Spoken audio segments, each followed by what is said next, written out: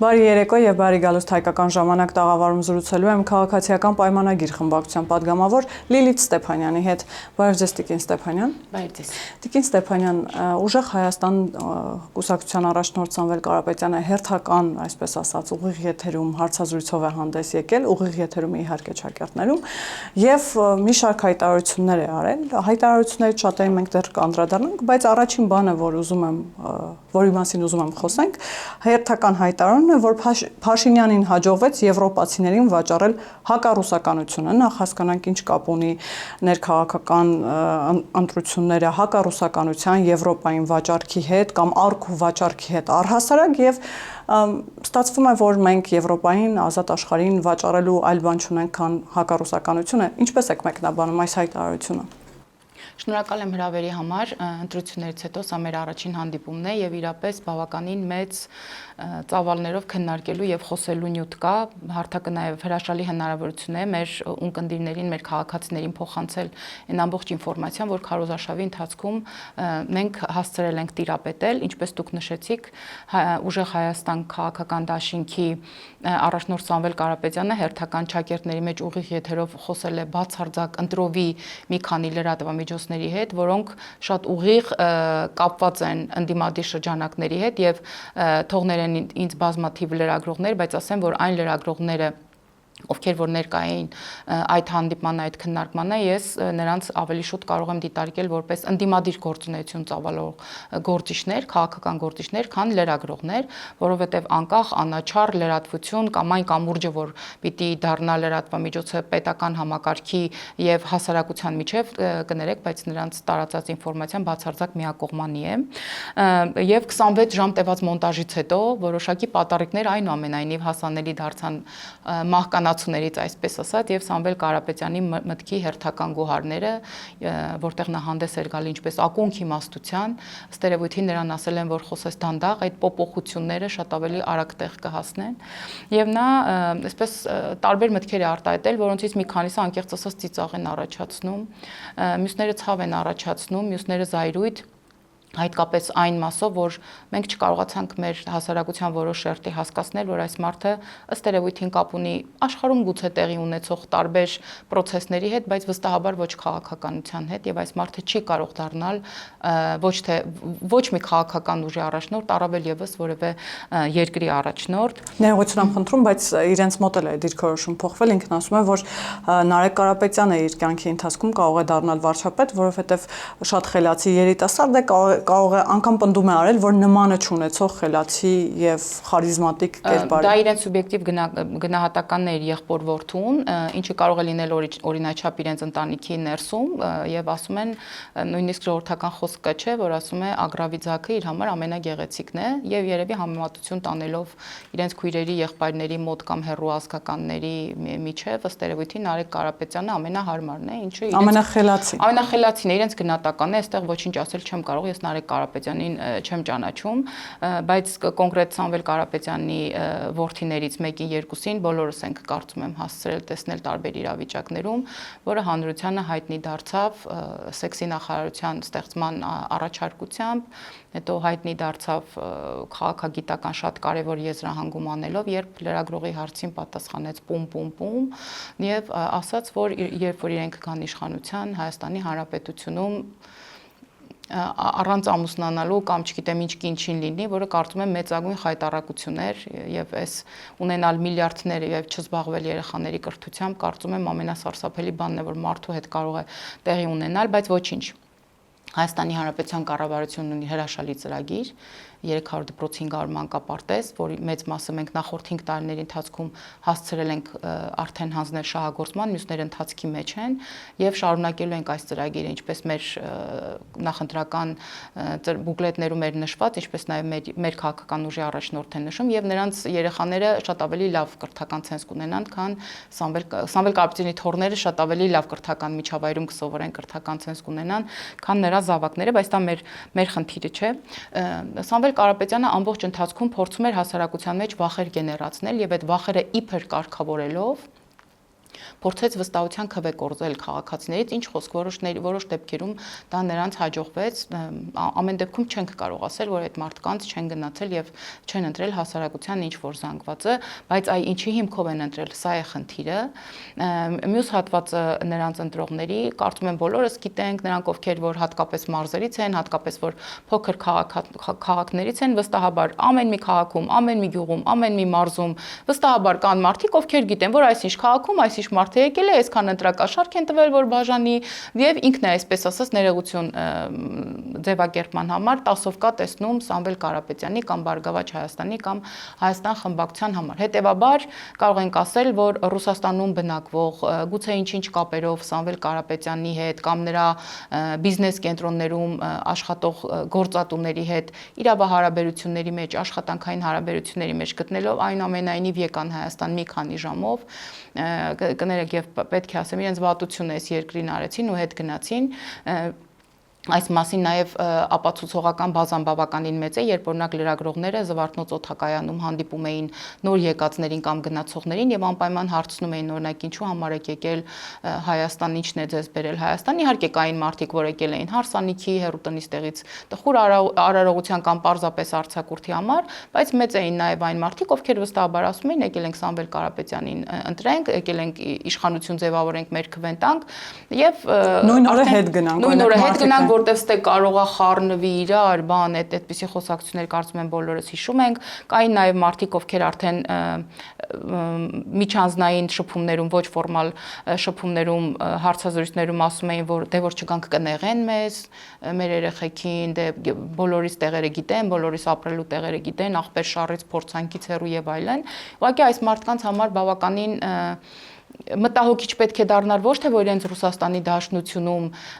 Սամվել Կարապետյանի կամ նրան մոտ կանգնած գործատուները իրենց կամ իրենց երեխաներին կարող են նեղացնելը չգիտեմ անկեղծ ասած ինչ բովանդակություն ունի, այլ այն որ դիցուկ որևէ առևտրի կենտրոնում իրենց չնեղացնելու համար իրենք եկան եւ իմ ձեր այն մյուսի երեխայի ապագան փորձեցին փչացնել եւ փառք Աստծո որ հայ ժողովուրդը դարձյալ գտնվեց իր իմաստության խորքերում, իր իմաստության բարձրության վրա եւ մենք ունեցանք այն պատկերը, որը որ ունեցանք։ Սամվել Կարապետյանի այդ վախի մթնոլորտի մեջ նաեւ անիմաստ թեզերի ուղիղ պատկերն այն էր, որ նա խոսում էր 300,000 ադրբեջանցիների մասին, իսկ նրա կողմից գովասանքի արժանացած եղբոր որդին օրերս հայտարարեց, որ չեն գալու, իրենք հասցրել են այդ ադրբեջանցիների դեմն առնել կամ չգիտեմ ինչ։ Եվ ես չեմ զարմանա, բոլորս գիտենք, որ այս ընթացքում դեպի Ռուսաստան կամ Ռուսաստանով այլ երկրներ արտահանվող Հայաստանի Հանրապետության որոշ գյուղատնտեսական ապրանքներ, խմիչքներ, ծաղիկներ դժվարություններ ունեն անցնելու համար եւ ես չեմ զարմանա, թե վաղը մյուս օրը օրինակ բացահայտվի, որ Սամվել Կարապետյանը, նրա եղբայրը մեկն էլ կա Ռուսաստանում էլի մի այլ Կարեն Կարապետյան կամ սրանց սպասարկող ուժերը կամ այս թիմից ինչ որ մարդիկ, այս խմբակից ովքեր օրինակ 44-օրյա պատերազմի ժամանակ Մոսկվայում նստած կոչ էին անում երկու կողմերին նստել բանակցությունների սեղանին, կարծես իրենք հայ չէին, կարծես իրենց ազգությունը հայ չէր, կարծես իրենք Հայաստանի Հանրապետությունում չէին ծնվել եւ այսպես չեզոք ուղղակի հերթական անատամ հայտարարություններ են անում։ Ես չեմ զարմանա, որ հենց նրանց ձեռքի գործը լինի նաեւ, որ Հայաստանի Հանրապետությունը այս շատ կարևոր փուլում, երբ սկսում է այս արտահանման սեզոնը, ունենք ինչ-ինչ խնդիրների բախվենք, ես կարծում եմ մոտ ապագայում մենք դա այս մասին կլսենք։ Հակառուսականության հետ որևէ խնդիր չկա, մենք տարբեր հարթակներում եւ բազմիցս Հայաստանի Հանրապետության վարչապետից սկսած մինչեւ բացարձակ այսպես օբյեկտիվ վերլուծաբաններ եւ քաղաքագետներ ասում են, որ Հայաստանի Հանրապետություն պետական մակարդակով, ինչպես փորձում են շատերը այսպես ներշնչել, չկա հակառուսականության քարոզ, ավելին ասեմ, հակառուսականության որոշակի ալիք հասարակության մեջ այսպես գալիս եւ գնում է միայն Ռուսաստանից եկող որոշ մեծ կամ փոքր կալիբրի քաղաքական գործիչներից, ովքեր իշխանությանը կարծես չհանդուրժելով Հայաստանի Հանրապետության ընտրված լեգիտիմ իշխանությանը չհանդուրժելով վիրավորում են Հայաստանին եւ հայ ժողովրդին, դե բնականաբար մեր ժողովուրդը ունի շատ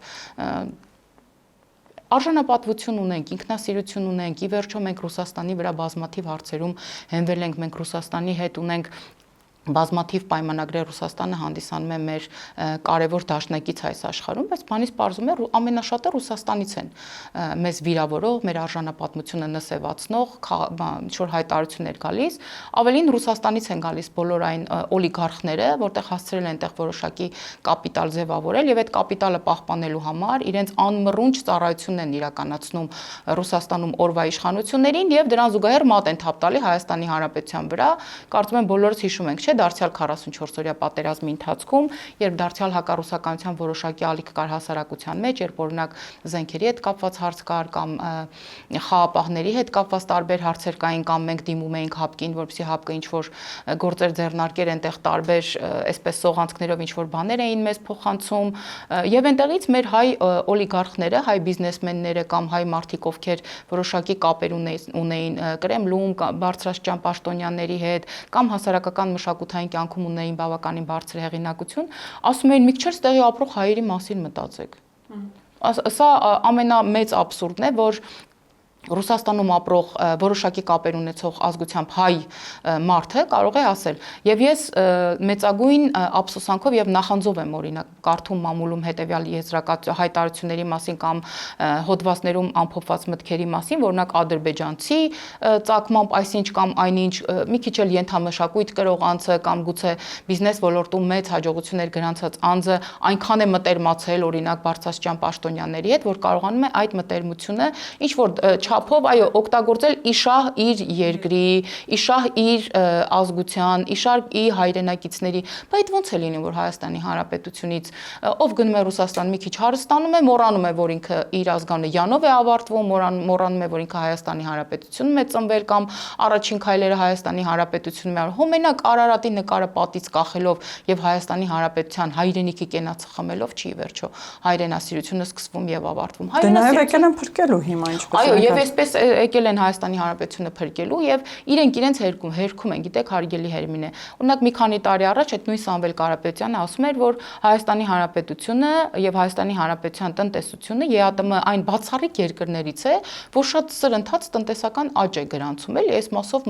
իբր թե մտածելու բան չկա, ապրեն օրվա իշխանությունները, արտահանումների ծավալը այսքան են, Հայաստանի Հանրապետությունը այսքան ֆինանսական օգուտ է ստացել կամ տնտեսվարողները, բայց հենց որ նրան գործուղել են Հայաստանի Հանրապետություն փրկելու Հայաստանի Հանրապետությունը, չգիտես ումից կամ ինչից, նա որոշել է, որ Հայաստանի Հանրապետության տնտեսությունը պիտի փրկի։ Այդ ցավը տանը մի տարի ու կես առաջ բացում էր Հայաստանի տնտեսությունը շատ արագ ինտենսիվ զարգանում է։ Ինչի՞ ես եկե Հայաստանի տնտեսությունը Ռուսաստանի հետ տնտեսական պատերազմ եք սկսելու, դուք ասում եք ախր, որ ձեր իշխանությունը վերընտրվել։ Կարող է իրենք են ամեն բան արել, ամեն ինչ ներդրել, որ ինչ-ինչ հարցերում մեր ու Ռուսաստանի խոսքը նույն առվով չգնա կամ ջուրը նույն առվով չգնա։ Ի վերջո ցանկացած երկիր, ցանկացած պատերազմ դիցուկ օրինակ օրեր առաջ Ամերիկայի Միացյալ Նահանգները եւ Իրանի Իսլամական Հանրապետությունը նստեցին եւ խաղաղության պայմանագիր են, հաշտեցման պայմանագիր են կնքել այս մարդիկ։ Ի վերջո ինչ է լինի, ոնց է լինի, մենք էլի նստելու ենք, մենք էլի բանակցելու ենք, մենք էլի մեր պետական շահը առաջ ենք տանելու։ Ինչ վերաբերում է փրկելուն, սա եւս մեկ առիթ է ասեմ, ուրեմն Հայաստանի Հանրապետությունը, եթե պետք է փրկել ինչ-որ մեկից, դա Սամվել Կարապետյանի նմաններն են եւ ռսացած հայերն են։ Ես չգիտեմ իմ այս խոսքից ով կվիրավորվի, ով չի վիրավորվի, բայց խոսքս կոնկրետ ռսացած հայերի մասին է, ում ազգանունը այդպես յանով է ավարտվում, բայց նրանք Հայաստանի Հանրապետության եւ հայ ինքնության հետ որևէ կապ չունեն, ուղղակի ժամանակ առ ժամանակ որպես գաստրոլյոր, որպես Հայաստանի Հանրապետության ներքաղաքական կյանքը այսպես ցնցումների տանող, ինչ որ ճգնաժամերին իրենց բաժին այսպես նավթն է լցնեն, որ հանկարծ այս խնդիրը չառաջանա, այստեղ ավելորդություններ թույլ տան իրենց թե կամ քաղաքական խոսքը, որ երբեմն ոչ միանշանակ է, այսպես տարբեր կերպ մեկնաբանեն։ Ի վերջո Վլադիմիր Պուտինի հետ, Ռուսաստանի Դաշնության նախագահի հետ խոսելու է Հայաստանի Հանրապետության ընտրված վարչապետ, լեգիտիմ վարչապետ Նիկոլ Փաշինյանը։ Բայց ինչու է այդ հանդիպումը ուշանում, Տիկին Ստեփանյան, ինչով է դա պայմանավորված Ռուսաստանի ծանր իրավիճակով, ռուս-ուկրաինական ճակատում, թե այլ պատճառներ էլ կան։ Մենք տեսնում ենք, որ լուռ են իրենք, ամեն դեպքում չեն էլ շնորհավորել։ Միգուցե շատ զբաղվածության հետ է էլի կապված, որ չեն հասցրել ծանոթանալ։ Ինչպես գիտեք, Հայաստանի Հանրապետության վարչապետին եւ մեր քաղաքական ուժին աշխարհի բոլոր ծայրերից եղել են շնորհավորանքներ, շուրջ 50-60 տասնյակից ավելի պետությունների մասին է խոսքը եւ մի հետաքրքիր բան կա, որ Քարոզարշավի արդեն ավարտվում էր ընտրություններից 1 օր հետո էր եւ շատերը գուցե հոգնած էին, շատերը ցանկանում էին մի քանի ժամ հանգստանալ այդ լարված աշխատանքից, մի շատ հետաքրքիր բան տեղի ունեցավ։ Եթե հիշում եք, նաեւ այստեղ խոսում էին, որ այստեղի որոշ քաղաքական գործիչներ, մեր այսպես ասած ընդդիմադիրները խոսում էին անուղակի կերպով երկխոսության մեջ էին մտել Իրանի Իսլամական Հանրապետության մեր գործընկերների հետ, ասում են այդ թրիփը որ բերեն, գիտեք ձեր համար ինչ վատ է լինելու, օրինակ դուք պետքա չէ կանչեք մի հատ այս մարդկանց կանչեք, ասեք այդ թրիփը պետք է չլինի, բան, այսպես կարծես Իրանի կառավարությանն է, Իրանի իշխանություններին փորձում էին այստեղից անուղակի բացատրել, որ դուք ձեր շահը լավ չեք հասկանում, դուք երևի չգիտեք ձեր գլխի գալիքը, բայց եկեք մենք ձեզ բացատրենք, մերժեք Հայաստանի իշխանություններին, մի բանակցեք, հետները մի խոսեք, կամ որևէ տնտեսական զարգացման կամ ակտիվ ինտենսիվ հարաբերությունների մասին մի զրուցեք, դուք սրանց չեք ճանաչում, մենք ենք սրանց ճանաչում եւ այլն, եւ ինչ տեղի ունեցավ ընտրություններից ընդամենը 1 օր անց, ի դեպ դեռևս այդպես պաշտոնապես թվերը չկային։ Իրանի նախագահը փաստորեն շնորհավորեց Հայաստանի Հանրապետության վարչապետին եւ ուշադրություն հայերեն տեքստով։ Իսկ մենք գիտենք, որ դիվանագիտության մեջ երբ օրինակ բարձրաստիճան մարդիկ, բարձրաստիճան պաշտոնյաները շնորհավորում են այլ երկրի առաջնորդին կամ պարզապես այլ երկրի ժողովրդին կարևոր հաղթանակի կամ կարևոր ձեռքբերման համար, դրանք լինում են իհարկե իրենց մայրենի լեզվով ձևակերպումներ, բայց որպեսզի ընդգծեն այդ մտերմությունը, լրացուցիչ հարգանքը, ինչու ոչ նաեւ քաղաքական համակրանքը այդ երկրի եւ այդ երկրի ժողովրդի քաղաքական իշխանությունների հետ, նրանք դա փորձում են ձևակերպել հայերեն տեսքով կամ փորձում են մեծ դժվարությամբ հայերեն բառեր արտասանել եւ մենք տեսանք, որ Փեզեշքյանը փաստորեն Նիկոլ Փաշինյանին հենց հայերեն տեքստով շնորհավորեց։ Բա այսօր են մեր ընդդիմադիրները, բայց ինչի չեն գալի, չեն ասում ինչից ես խաբար, հələ չգիտես Փեզեշքյան ջան գլխիդ ինչա գալու, հեսա դու տես։ Այսինքն այն փուչիկները, որ իրենք փչում են տեղեկատվական դաշտում, մենք նույնիսկ այլևս հարկ չենք համարում դրանց անդրադառնալ, որովհետև նախ ամբողջ պետական համակարգը եւ մի ամբողջ երկրի օրենսդիր եւ գործադիր իշխանության ներկայացուցիչներ պիտի լծվեն տեղեկատվական դաշտի սուտ փուչիկներին արձագանքելուն, ինչ կարծում եմ անշնորհակալ գործ է։ Մյուս կողմից էլ այս մեր նորահայտ ոչ բարով ընդդիմադիր գործիչները մոռանում են ըստ երևույթին երեք ինչ են ասել, ում են ասել, երբ ասեցին դա հրապարակայիններ թե հրապարակային չէր, սկսում են իրենց այդ փուչիկները պայթեցնել, իրենք փուչիկները փչում են, իրենք պայթեցնում են, կարծում եմ ժամանակն է, որ մի փուչիկի գործել իրենք տնեն, մինչև ինչպես մեր վարչապետն է ասում, դառնան բոմժ եւ մի կտոր հացին կակա ասեն, ապրեն Հայաստանի Հանրապետությունում, եթե իհարկե մեր իրավապահ համակարգը թույլ կտա նրանց այնուամենայնիվ լքել Հայաստանը, չգիտեմ, այս մասին դժվարությամբ կարող եմ ինչ-որ տեղեկություն տալ։ Եվ անդրադառնալով ձեր հարցի հիմնական մեխին, թե ինչու է ուշանում հանդիպումը, դուք գիտեք, որ Ռուսաստանի դաշնությունից հավելեցին, որ կսպասեն պաշտոնական արդյունքների ամփոփմանը, դրանք եղավ, այնտեղ առանձին կալիբրի քաղաքական գործիչներ, օրինակ ես այսօր առավոտյան կարդացի, կարծեմ Զատուլիններ, որ գրել էր, դե մենք իհարկե խնդիրներ տեսնում ենք ընտրությունների ընթացքի եւ արդյունքների վերաբերյալ արդյունքների մասին, բայց մենք աշխատենք իշխանություն հետ։ Ըստ երևույթին կարևոր է իհարկե, որ աշխարհի բոլոր պետությունները, մեր այդ համագործակցող պետությունները ընդունեն եւ ճանաչեն մեր ընտրությունները որպես լեգիտիմ, ձևավորված իշխանությունը որպես լեգիտիմ եւ բայց այստեղ մեր համար ամենակարևորն այն է, որ աշխատեն Հայաստանի Հանրապետության կանգ չառնի էլ այդ թափանիվը տնտեսական կլինի, քաղաքական կլինի, մշակութային կլինի, այս թափանիվը կանգ չառնի։ Գուցե ինչպես դուք եք նշում, ուկրաինական ճակատում խնդիրներ կան, ինչպես օրերս տեսանք ուկրաինական ԱԹՍ-ները վնասել էին շատ կարևոր մեծ նավթամշակման գործարանի Ռուսաստանի Դաշնությունում, այստեղ Մոսկվայում անգամ։ Հա, Մոսկվայում, դե գիտեք, բոլորս այնտեղ բարեկամներ ունենք եւ բոլորս էլ ստանում ենք զանգեր, որ օրինակ առավոտյան արթնանում են երեխաներին դասի տանելուց կամ մանկապարտեզ տանելուց կամ աշխատանքի գնալուց, բոլորն էլ իրենց գլխավերևում տեսնում են այդ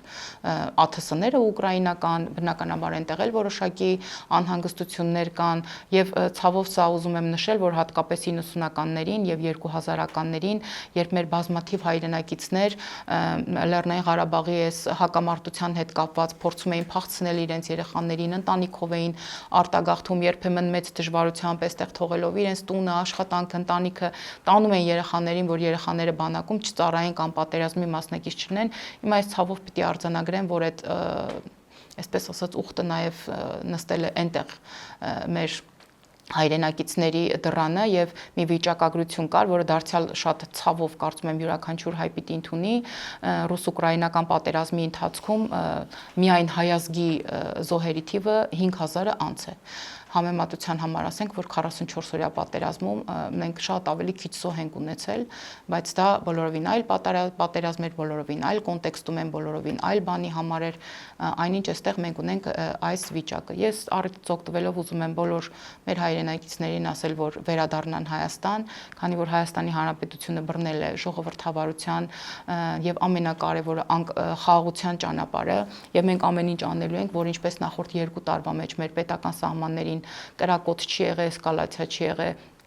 որևէ թշնամու կրակոցից հայ զինվոր չի մահացել, այս process-ը լինի շարունակական, որտեղ պետության զարգացման անկյունակարերից մեկը հենց խաղաղությունն է։ Տիկին Ստեփանյան, բայց հետաքրքիր է, որ այս ուժերը, որոնք այսպես իրենց դիրքավորել են պրոռուսական կամ իրենք նման խոստովանություն չեն անում, բայց ասում էին, որ մեզ անվտանգային երաշխավոր է պետք եւ այդ երաշխավորը մեր հզոր դաշնակիցն է, որքան էլ որ ցավալի է, այսօր ըստ էության տեսանելի է, անզեն աչքով տեսանելի է, որ այդ նույն հզոր դաշնակիցը, որի մասին խոսում են, այդ երաշխավորը, որը պիտի մեր անվտանգությունը երաշխավորեր, խնդիր ունի սեփական քաղաքացիների անվտանգությունը երաշխավորելու հետ ընդհուպ մայրաքաղաք Մոսկվայում։ Իրենք շարունակում են այդ պնդումները հիմա էլ անել։ Նորմալ է այս իրավիճակում հայտարարել, որ այո,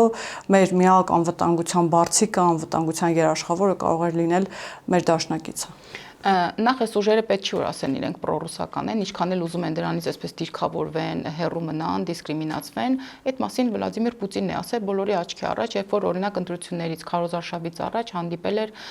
Հայաստանից Մոսկվա գնացած մեծ պատվիրակության հետ, ուղիղ եթերում, բոլորի համար պարզ, հասանելի, մատչելի ռուսերենով մարդ ասեց, որ Հայաստանում կան պրոռուսական քաղաքական ուժեր եւ խնդրում եմ թույլ տաք, որ այդ պրոռուսական ուժերը մասնակցեն Հայաստանի ներքաղաքական process-ներին։ Հիմա թող մեզ չհերքեն։ Թող գնան Վլադիմիր Պուտինին հերքեն։ Պուտինը ասել է, որ դուք պրոռուսական ուժեր եք, բայց քանի որ դուք շատ լուրջ խնդիրներ ունեք Հայաստանի սահմանադրության եւ օրենքների հետ, մենք ուզում ենք, ես կխնդրեմ իմ մասով, որպեսզի ինչքան հնարավոր է ձեզ թույլ տան, դե ինչքան հնարավոր է թույլ ենք տվես մարդիկ դարձյալ Հայաստանի Հանրապետության սահմանադրության եւ օրենքների շրջանակներում մասնակցել են քաղաքական process-ներին։ Նրանցից ով որ երկքաղաքացի էր, երկուսից ավելի պետության քաղաքացի էր, ինչպես օրինակ Սամվել Կարապետյանը, բնականաբար չկարողացավ մասնակցել, որտեղ երկրի սահմանադրությունը եւ օրենքները թույլ չէին տալ, ով էլ որ կարող էր մասնակցել է, բայց էլի ինչ որ թյուրըմբռնումներ եղել են, որտեղ նրանցից շատերն էլ ընթացքում հասկացանք, որ երկքաղաքացի էին, հետո եւ թաքցրել էին սա, եւ որ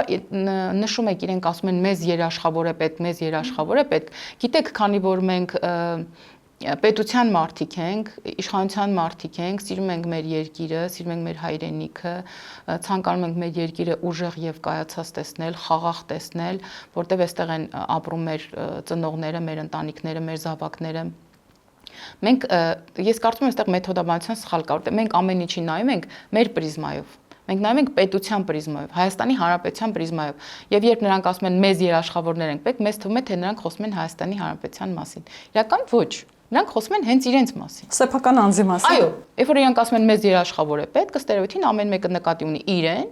իր ընտանիքին եւ կարող է իր քաղաքական թիմի մի քանի անդամները, որտեղ ես հեռու եմ այն մտքից, որ իրենք այդ ցուցակի բոլոր մարդկանց ճանաչում են, բոլորի այդ քաղաքական կշիռը այդպես չափել են կամ բոլորին այդտեղ ներգրավել են իրենց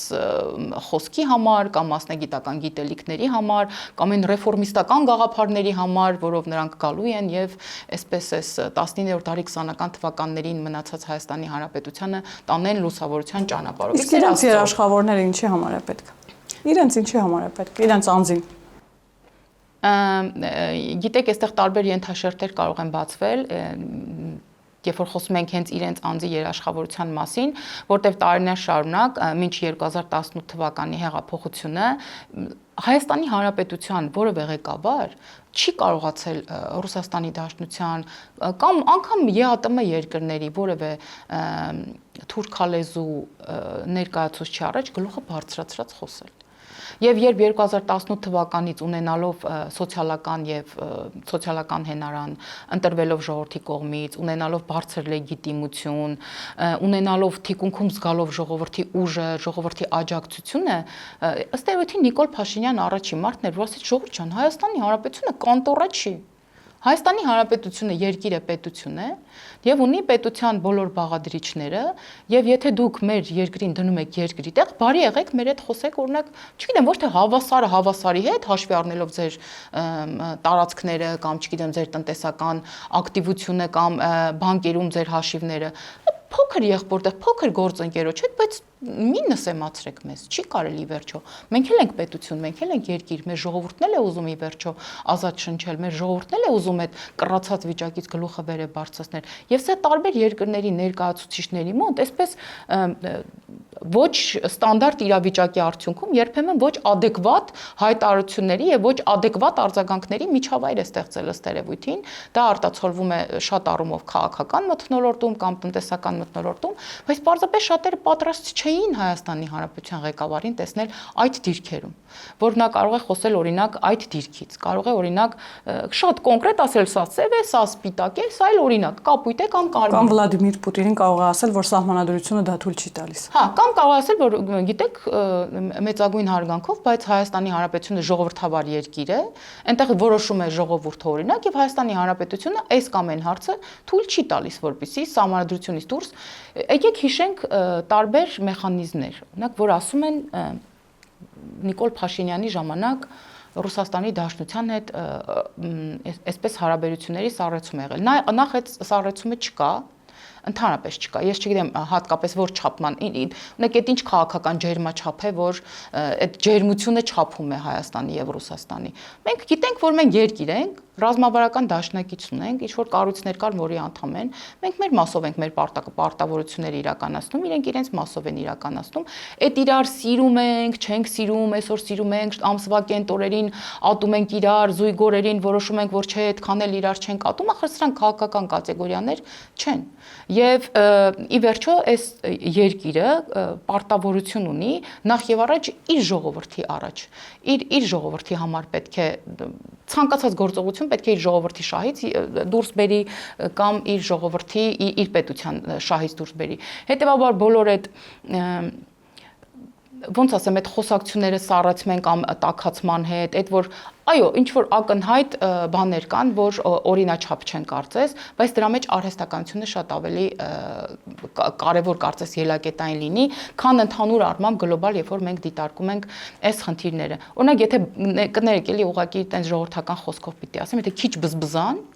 այս ներքիդ, այստեղից քիչ բզբզան, ամեն ինչ կլինի հրաշալի։ Ինչքան էլ պրոռուսական լինեն ուժերը, ինչքան էլ մենք հարգենք մեր Կրեմլի գործընկերներին եւ այլն, բայց չենք կարող աչք փակել այն հարյուրավոր դեպքերի վրա, երբ օրինակ Ռուսաստանի Դաշնությունից քեշ միլիոնավոր ռուբլիներ կամ միլիոնավոր դոլարներ կամ դրամներ էր գալիս Հայաստան, ինչի համար էր գալիս, հո չէր գալիս ներդրումների համար, հո չէր գալիս որևէ ոլորտի զարգացման համար, հո չէր գալիս, որ չգիտեմ, այսպես որպես նեցուկ կամ տարբեր մեխանիզմներով օգնեին, օժանդակեին այս պետությանը։ Գալիս էր որպես ընտրակաշառք։ Իսկ լռությունը միգուցե դրանով է պայմանավորված, որ այնտեղ էլ հիասթափված են, խաբված են, ինչպես Սամվել Կարապետյանը օրերս ասում։ Այո, խաբված ու հիասթափված են, կարծում եմ շատ ակնհայտ է եւ մեր բարի եւ ոչ այնքան քաղաքական ընդդիմադիր գործընկերը խոսեց չէ այդ մասին լրագրողների հետ, ասում է այդ 1.5 միլիոնը մեզ խաբեց, այդ մեկը, այսինքն իրենք մտածել են, որ հայ ժողովուրդը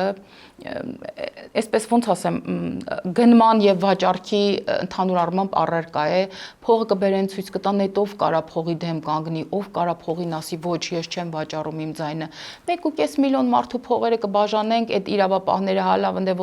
ոստիկանի բերանը կփակենք, հակակոռուպցիոն է, հակակոռուպցիոնում մի մարդ կգտնեն այնտեղ, բայց չստացվեց։ Իսկ ինչու չստացվեց։ Այ իրենք պետք է ոչ թե մտածեն, որ այդ 1.5 միլիոնը իրենց խաբեց, այլ իրենք պետք է մտածեն, թե այդ ոնց եղավ, որ իրենք իրենց ծրագրին չհասան։ Մի պարզ պատճառով, պարզապես հայ ժողովուրդը Հայաստանի Հանրապետության քաղաքացին տեր է իր երկրին եւ գուցե լեգիտիմ, ես չեմ ասում միայն այսօրվա իշխանությունների մասին, բայց քանի որ միայն մենք ենք, որ լեգիտիմ ընտրվել ենք, արդեն կարելի ասել երրորդ անգամ լեգիտիմ ընտրվել ենք մեր ժողովրդի կողմից, քաղաքացին եկել է եւ մեր վստահության քվեն մեզ է տվել, մենք ինչ որ առումով իր զավակն ենք։ Մենք իր վստահության քվեից ծնված զավակն ենք։ Եւ եթե անգամ իշխանությունը ինչ-ինչ տեղերում դանդաղում է, ինչ-ինչ տեղերում սայթաքում է, ինչ-ինչ տեղերում կարծես հանրության այսպես պահանջին անմիջապես չի արձագանքում, կամ իր հայտարարությունների մեջ, իր որոշումների մեջ, ինչ օրենսդրական նախաձեռնությունների մեջ մի քիչ դանդաղում է եւ այլն, բայց միևնույն է ժողովուրդը կարող է քննադատել, կարող է փոշմանել մի պահ, որ մեզ ձայն է տվել, բայց միևնույն ինքը մեզ պահում է, որովհետեւ ինքը զգում է, որ մեր տերը ինքն է։ Ինքը չի ուզում ես կուղարկի տուն։ Տիկին Ստեփանյան, բայց ուզում եմ ամեն դեպքում Սամվել Կարապետյանի երեկվա հարցազրույցից միջև հարցազրույցը ամփոփելը եւս մի քանի մեջբերումներ անել։ Նախ ասում է, որ համախմբելու է ընդդիմադիր բոլոր ուժերին process են սկսելու, ներողություն եմ խնդրում, պիտի կարդամ, որովհետեւ շատ բարդ է ցիտել Սամվել Կարապետյանին։ Ասում է, որ իրենք եռագլուխ չեն, 500,000 գլուխ են եւ իրենք ունեն գորգրացողներ, որոնք անհրաժեշտության դեպքում կգորգրան այնքան, որքան պետք է, լավ կգորգրան։ Նարեկ Կարապետյանի ինտելեկտուալ եւ խիզախ երիտասարդ լինելու հանգամանքի մասին է խոսում եւ ասում է, որ այո, նմանը չունեցող երիտասարդը նա մի օր կդառնա վարչապետ։ Եվ վերջում ուժեղ Հայաստան դաշինքը դիմել է Սահմանադրական դատարան պահանջելով անվավեր ճանաչել ընտրությունների արդյունքները կամ նշանակել ընտրությունների երկրորդ փուլ։ Հիմա երբ մարդը ասում է, որ իրենք 500,000 գլուխ են, իրենք ունեն լավ գորգրացողներ, որոնք պետք է կա ժամանակ դուրս կգան փողոց, լավ կգորգրան։ Նարեկ Կարապետյանի նման տաղանդավոր երիտասարդ ըստ էության չկա, եւ որ դիմել են Սահմանադրական դատարան, որպեսզի չեղարկեն ընտրությունների արդյունքները եւ երկրորդ փուլ նշանակեն։ Չեք վախենում, չի երերում ձեր իշխանությունը։ Չենք վախենում եւ մեր իշխանությունը չի երերում, որտեղ մենք գործ ունենք քաղաքական եւ գաղափարական առումով սնանկ մի խմբակի հետ, որտեղ նրանց իսկ քաղաքական ղեկավարը իրենց մասին խոսելուց օգտագործում է գլուխներ։ Մենք իրենց ասում ենք գլուխներ, մենք գիտենք ինչ ենք ասում ենք եռագլուխ կուսակցություն, որովհետև իրենք էլ չգիտեն։ Օրինակ մարդիկ կան, անկեղծ եմ ասում, մարդիկ կան, ես չգիտեմ, օրինակ որ ինքը մանդատ ստանա, որ մի ուժի կողմից է ներկա լինել, շատ խառն են, ոնց որ միավորվել են, հետո տենց ուզել են էլի, կվերադասավորվեն, դե ինքը իր համակիրներին, համախոհներին ասում է գլուխ, ես կարծում եմ իր համախոհները պետք է վիրավորվեն եւ օրինակ պատիվ պահանջեն կամ ասեն մի քիչ զգուշ եղեք ձեր ձևակերպումներում, գալով է գորգրացող գլուխները վտանգավոր չէ։ Գորգրացող գլուխները դե ինչ ասեմ, գուցե կան մարդիկ, ովքեր այնքան են սիրում Սամվել Կարապետյանին եւ Սամվել Կարապետյանի գրպանի բարմնակությունը, որ կարող է նաեւ գորգրան, բայց մենք չենք տեսնում, իսկ եթե մի քիչ ավելի լրջացնենք, հիմա մենք չենք տեսնում, որ Երևանի փողոցները օրինակ ողողված են այն քաղաքացիներով, ովքեր գտնում են, որ իրենց ձայնը կեղծվել է, ովքեր գտնում են, որ կարծես թե քվեարկության արդյունքները իրավամբ չեն արտացոլում իրենց մեջ մեր քաղաքացիների կամ վստահության քվեն կամ ընտրությունների արդյունքները իրենց չեն բավարարում, չկան այդպիսի մարդիկ, չկան երկու եզրահանգում կարող ենք անենք, առաջինը չկան, որտեղ նման բան չկա, եւ երկրորդ չկան, որտեղ այդ մարդիկ փողը տվել են, եկող եկել են ընտրելա, հետա գնացել Ռուսաստան, այդ ումով հելնեն Երևանի փողոցները լցնեն։ Ես կարծում եմ, որ Հայաստանի Հանրապետությունում բոլոր այն մարդիկ, ովքեր քիչ թե շատ հետաքրքրված են քաղաքականությամբ, վստահաբար հեռու են այն մտքից, որ մեր ընդդիմադիր ուժերը, մասնավորապես այս նորահայտը, այդպես կարող է ինքնուրույն որոշումներ ընդունել։ Ուրեմն ինչ որ կենտրոնից իրենք ասենք, խելոք գնացեք մանդատները վերցրեք, կգնան խելոք կվերցնեն։ Կասեն հələ մի քիչ ձգձգեք էլի ինչ ունեք անելու, մի հատ դիմեք ՍԴ, մի հատ տեսնենք էլի ինչ ենք անում։ Իրանք կգնան կդիմեն ՍԴ։ Կասեն մանդատները մի վերցրեք, էլի այդ փողերը բաժանեք, թող մարդիկ կան լցվեն, Հանրապետության հրապարակ կամ այս մի փողոցը կամ եկեք Դեմիրճանը փակեք, էլի այդ պիցաները բաժանեք, էլի այդ խորովածի մաղալները դրեք, մոռացեք ինչի համար եք հավաքվել, մարդիկ թող այդ թմրանյութերը քաշեն, թագավորաններ ու մեռնեն, ուրեմն տեսել ենք, չէ, ուրեմն նրանք այդ կանեն։ Իրենք ուղղակի սպասում են, սա իհարկե իմ կարծիքն է, իրենք ուղղակի սպասում են տեսնեն իրենց էլ ինչ են ասելու։ Իրենք այս կարծես թե ժամանակի վրա խաղում են, բայց իմ խորին համոզմամբ իրենք վստահաբար վերցնելու են մանդատները, որտեղ այդքան փող են ծախսել այդ մարդիկ։ Փող ինչի համար են ծախսել։ Այդքան փող են ծախսել, որ կան մտնեն ազգային ժողով եւ իբր թե մեր կյանքը սարքեն դժոխք։ Բայց թող կան, հələ սկզբի համար մեր հարցերին պատասխանեն, թե այդքան գումարներ իրենց որտեղից, այդքան ընտրակաշարք իրենց ով ուղարկեց կամ ոնց կարողացան այդքան ընտրակաշարք բաժանել եւ այլն, սդն պարզապես մի հերթական ընթացակարգն է, որին իրենք կդիմեն եւ վստահաբար կստանան այն նույն պատասխանը, ինչ որ օրինակ կենտրոնական ընտրականից էին դիմել, մինչեւ հասկանան թե վերջը այս փոփոխության կամիները որ մի կողմից են գալի, որ ժամը 7-ին հավաքվեն ազատության հրապարակում, դե հիմա հավաքվում են, թող հավաքվեն, մեր Երևանը գեղեցիկ քաղաք է, հրաշալի եղանակ է, հավաքվում են, թող հավաքվեն, բայց այսպես քաղաքական փոփոխություններ, որ պետք է նորից գնալ ընտրությունների, կամ որ ասում է ես ուզում եմ ընդդիմադիր ուժերին իմ շուրջը համախմբեմ։ Այդ նույն ընդդիմադիր ուժերը հազար հատ խնդրանքով, աղաչանքով, հրապարակային, ոչ հրապարակային, նազիր վեզիրներով, խնամականչով մարդ էին ուղարկում, ասում էին գանք մտնենք քո թևի տակ, բան է, սենեն, տեր կանգնենք մեր քվեներին։ Ես հիշում եմ, որ այսպիսի առաջարկով նրանց կոտորվեց դիմելով Էդմոն Մարուքյանը, այսպիսի առաջարկով նրանց կոտորվեց դիմելով ՀԱԿ-ը, ասեց գանք այս իշխանություններից փրկենք Հայաստանը, իրենք ինչի չեն միացել, որտեղ նախ փրկելու բան չկար, ով գոնե իրենք գիտեն, որ առանձնապես խնդիր չկա, ուղղակի պատվեր ունեն, այդ պատվերը պետք է իրականացնեն։ Հիմի փոշիացել են այդ ձայները ընդդիմության, ամեն մեկը հասարակության ինչ որ շերտի մի քանի ձայն վերցրել։ Հիմա ում է իր շուրջ համախմբվում, որին չանի։ Այդ համախմբման նպատակը ո՞րն է։ Այնտեղ կարծեմ մի բան էլ ասեց, ես առավոտյան լսում էի հարցազրույցը ու ինձ համար ամենա զարհուրելին ասեմ, սարսափելին ասեմ, այն է, որ այս մարդիկ խոսում են, որ ընտրակաշարքը գիտեք ինչ խայտարակ բան է ասում է։ Չի կարելի քաղաքացու քվեն գնել, չի կարելի քաղաքացուն դնել ապրանքի տեղ եւ սա խոսում է ուժեղ Հայաստանի առաջնորդը կամ ուժեղ Հայաստանի ներկայացուցիչները, որտեղ հակակոռուպցիոն կոմիտեի հայտարարություններով պայմանավորված ամեն օր առնվազն 3 կամ 4 ընտրակաշարքի կամ այլ կերպով նյութականապես շահագրգելու քաղաքացիների հետ կապված հայտարարություններ են տարածում եւ միայն այս պահին 177 հոգու մեղադրանք կա առաջադրված։ Ու այս ասում է ապօրինի ձերբակալում եք իրենց թիմակիցներին։ Ահա, հիշեցի ինչ էր ասում է մոնտաժված ասում բաներ են, ձայնագրություններ են կոնտեքստից կտրված, միշտ չգիտեմ ոնց է լինում, այն սրբազան շարժման ոչ բարով հոգևոր առաջնորդը, որ ուզում էր տերորիստական ակտ աներ, ավտոբուսներում մարդիկ գյուլեն պատերի տակ կամ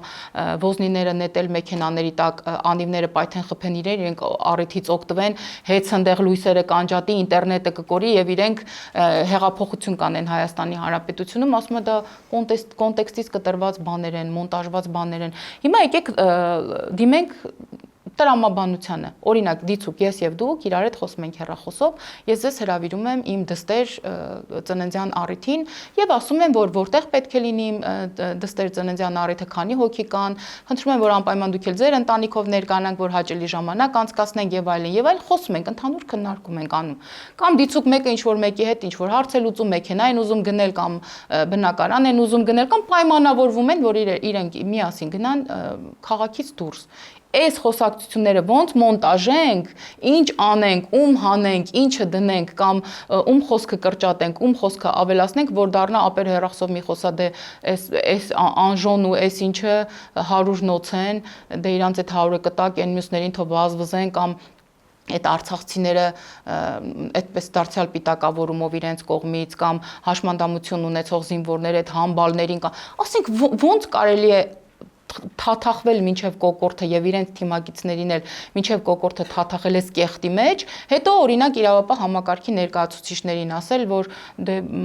բան կոնտեքստից կտրել են, ասում մոնտաժ են արել։ Լավ, ոնց է եղել, որ այդ եղել է, չէ՞ խոսակցություն, որ մոնտաժ են արել։ Ասենք ում են դրել հիմարի տեղ, հո բոլորը իրենց քաղաքական թիմի ներկայացուցիչների նման չեն։ Լավ, ինչքան կարելի է քաղաքական ամեոբայությամբ զբաղվել էս երկրում, հետո այդպես հարմար տեղավորվել, իրենց սրտի լրագրողներին են կանչել, տենց խոսել, թե ինչ վատն է։ Սա 37 թիվն է ասում է։ Ինչու է 37 թիվն է, իշխանությունները չեն թողում ընտրակաշարք բաժանեն։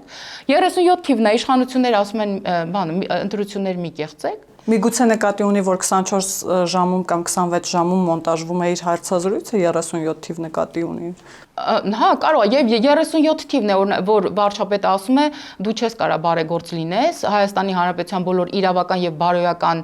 չափանիշներից ելնելով տղաջան, որովհետեւ դու հեծից գողացել ես մանկատների, հիվանդանոցների, զորամասերի էլեկտրաէներգիան։ Դու առանց ամոթի հավելագրումներ ես արել հիվանդանոցների, զորամասերի, մանկատների, մանկապարտեզներից, հիմա եկել ես բարեգործ ես խաղում։ Աստծո սիրուն, գնա բարեգործական կազմակերպություն բացի,